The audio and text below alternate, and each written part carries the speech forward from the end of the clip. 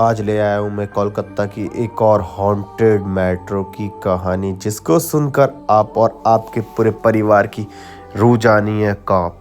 हाँ, ये कहानी है आज से सिर्फ 3 दिन पहले की। मैं रोहन, दोनों जने हम मेट्रो से आ रहे थे। जो हमने देखा वो दहला देने वाला था। कोलकाता मेट्रो स्टेशन पर काफ़ी ज़्यादा भीड़ रहने के कारण हमने सोचा कि क्यों ना हम रात के 11 बजे वहाँ से गुजरें, ताकि हमें कोई भीड़ ना मिले। हमने 11 बजे का प्लान बनाया और हम 11 बजे वहाँ से निकलने लगे।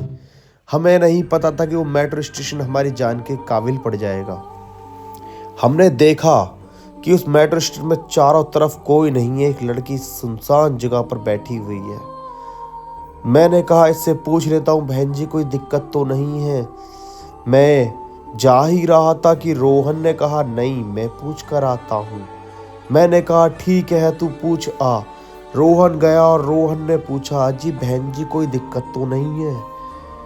उस लड़की ने चेहरा ऊपर करा। उसका चेहरा काफी भयानक था। रोहन देखते ही उल्टा गिर गया।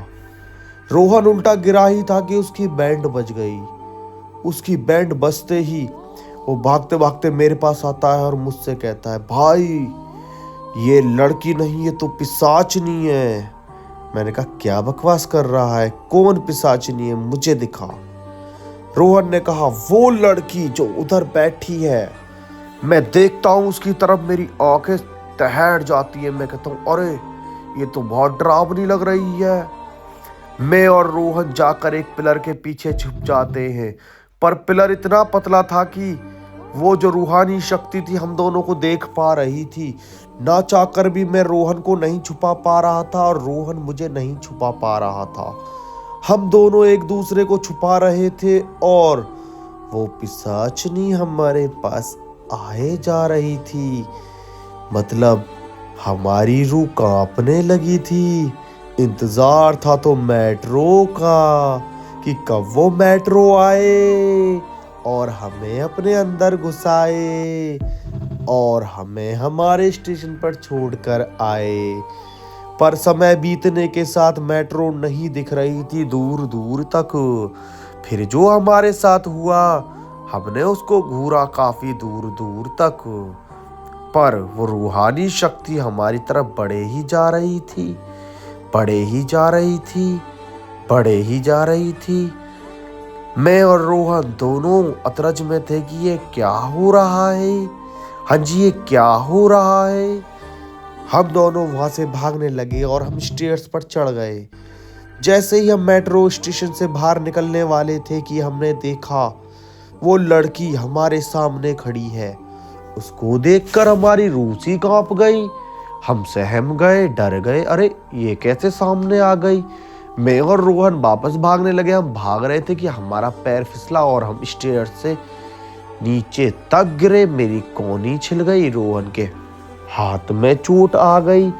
मेरा पैर काफी ज्यादा मोच को पा चुका था। फिर जो मेरे साथ हुआ, रोहन चाहकर भी उस चीज को नहीं भूल पाया। रोहन डर गया, अरे हेमंत ये तेरे पैर को क्या हुआ। मैंने देखा तो मेरे पैर में खून निकल रहे थे, खून निकल रहे थे। उस समय हम दोनों ही डर रहे थे और वो रूहानी शक्ति हमारी तरफ बढ़े जा रही थी, हमारी तरफ बढ़े जा रही थी। मेरी नजर गई घड़ी की तरफ और मैंने देखा घड़ी में, मैंने जैसे ही घड़ी में देखा टाइम हो रहा था 12 बजे का। मैंने कहा अरे 1 घंटा गुजर गया स्टेशन पर, मेट्रो क्यों नहीं आ रही है। फिर जो मैंने देखा, एक सुंदर सी रोशनी मेरी तरफ बढ़ रही थी और मैंने देखा दूर से कि वो मेट्रो है। मैं और रोहन दोनों भागने लगे मेट्रो की तरफ, पर हमको क्या पता था कि वो मेट्रो हमारे लिए नहीं, उस रूहानी शक्ति के लिए आ रही है।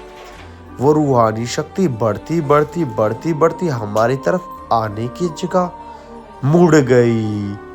जैसे ही वो शक्ति मुड़ी, हम दोनों एक दूसरे को देखने लगे और कहने लगे, अरे भाई ये क्या हुआ। थोड़ी आगे वो रूहानी शक्ति चली और थोड़ी आगे वो रूहानी शक्ति चली। हम उसके पीछे, हम उसके पीछे और वो हमारे आगे थी। और थोड़ी ही आगे जाते ही वो मेट्रो में घुस गई। हमने कहा अरे ये तो कोई लड़की थी क्या।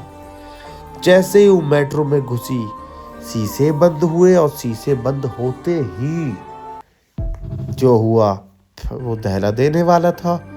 वो लड़की हमारे पीछे आकर खड़ी हो गई। मैंने गर्दन घुमाई तो देखा वो मेरे पीछे थी।